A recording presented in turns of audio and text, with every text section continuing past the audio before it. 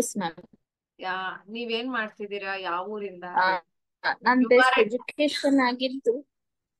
S ನಾನು ನಾನು IT professional ಆಗಿದ್ದೆ. Okay more than 10 years experience ಇದೆ. ಬಟ್ ಓಕೆ ಈಗ ಮಗುಕರ ಮನೇಲೆ ಹೋಮ್ ಮೇಕರ್ ಆಗಿದ್ದೀನಿ. ಓಕೆ ನಂದೊಂದ್ ಕನಸಿತ್ತು UPSC ಎಕ್ಸಾಮ್ ಬರೆಯೋಣ ಅಂತ. ಸೊ ಸ್ವಲ್ಪ ಜನರಲ್ ನಾಲೆಜ್ ಬಗ್ಗೆ ತುಂಬಾ ಇಂಟ್ರೆಸ್ಟ್ ಇತ್ತು. ಆದ್ರೆ ರಿಯಲೈಸ್ ಮಾಡೋದೆಲ್ಲ ಲೇಟ್ ಆಗ್ತು. ಇಲ್ಲಿ ಜಾಯಿನ್ ಆದ್ಮೇಲೆ ಯಾವ ತರ ಟೆಕ್ನಿಕ್ಸ್ ಯೂಸ್ ಮಾಡ್ಬೇಕು ಹೇಗೆ ಅಂತೆಲ್ಲ ಗೊತ್ತಾಯ್ತು ಮ್ಯಾಮ್.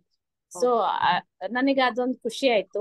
ಬೇಗ ಬೇಗ ಮೆಮೊರೈಸ್ ಮಾಡಕ್ಕೆ ಒಳ್ಳೇದಾಗ್ತದೆ. ಬಟ್ ಈಗ ನನಗೆ ಏಜು ಇಲ್ಲ UPSC ಅಟೆಂಡ್ ಮಾಡಕ್ಕೆ. ಓಕೆ ಸೊ ಬಟ್ ಸ್ಟಿಲ್ ನನಗೆ ಜನರಲ್ ನಾಲೆಜ್ ಇಂಪ್ರೂವ್ ಮಾಡ್ಕೋಬೇಕು. ಯಾವ್ದೇ ಈವನ್ ಇಂಡಿಯನ್ ಪೊಲೈಟಿ ಹಂಗೆ ಅರ್ಥ ಮಾಡ್ಕೊಳಕ್ಕೆ ತಿಳ್ಕೊಳಕ್ಕೆ ಒಳ್ಳೇದು ಆಗುತ್ತೆ ಅಂತ ನನಗಿದು ತುಂಬಾ ಫೌಂಡೇಶನ್ ಆಗಿ ಸಿಕ್ತು. ಇದು ಮುಂಚೆನೆ ಕೋರ್ಸ್, ಇದು ಮುಂಚೆನೆ ಒಂದ್ 5 ವರ್ಷ ಮುಂಚೆನೆ ಸಿಕ್ತ್ರೆ ತುಂಬಾ ಚೆನ್ನಾಗಿರ್ತಿತ್ತು. But it's okay ma'am. ನನ್ ಮಗಳು 6 years ಓಲ್ಡ್. ಅವಳಿಗೆ ನಾನು ಇಂಪ್ಲಿಮೆಂಟ್ ಮಾಡ್ಬೋದು. ಅವಳು ಆಲ್ರೆಡಿ ಸೌತ್ ಅಮೆರಿಕದು ಕಂಟ್ರೀಸ್ ಎಲ್ಲ ಹೇಳ್ತಾ ಇದ್ದಾಳೆ. ಆಮೇಲೆ ಫ್ಲಾಗ್ಸ್ ಎಲ್ಲ ರೆಕಗ್ನೈಸ್ ಮಾಡ್ತಾ ಇದ್ದಾಳೆ. ಆಸ್ಟ್ರೇಲಿಯಾ ಕಂಟ್ರೀಸ್ ಹೇಳ್ತಾ ಇದ್ದಾಳೆ. ಸೊ ನಾನು ಸ್ವಲ್ಪ ಇಂಪ್ಲಿಮೆಂಟ್ ಮಾಡ್ತಾ ಇದ್ದೀನಿ. ನನಗೂ ಟೈಮ್ ಸಿಗ್ತಾ ಇಲ್ಲ ಫುಲ್ ಇಂಪ್ಲಿಮೆಂಟ್ ಮಾಡಕ್ಕೆ.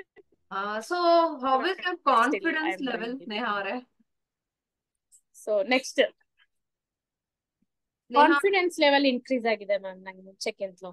ಬಿಕಾಸ್ ಬಿಕಾಸ್ ಅದು ಸ್ಟೋರಿ ಮಾಡ್ಕೊಂಡು ಪೆಗ್ ವರ್ಡ್ಸ್ ಕೂಡ ನೆನಪು ಮಾಡ್ಕೊಂಡು ಹೇಳೋದ್ರಿಂದ ಎಕ್ಸಾಕ್ಟ್ ಡೇಟು ಎಕ್ಸಾಕ್ಟ್ ಇಯರ್ ಎಲ್ಲ ಮುಂಚೆ ಸ್ವಲ್ಪ ಕನ್ಫ್ಯೂಷನ್ ಇರ್ತಿತ್ತು, ಹೌದಾ ಅಲ್ವಾ ಅಂತ. ಇವಾಗ ಎಕ್ಸಾಕ್ಟ್ಲಿ ನೆನಪಾಗ್ಬಿಡುತ್ತೆ.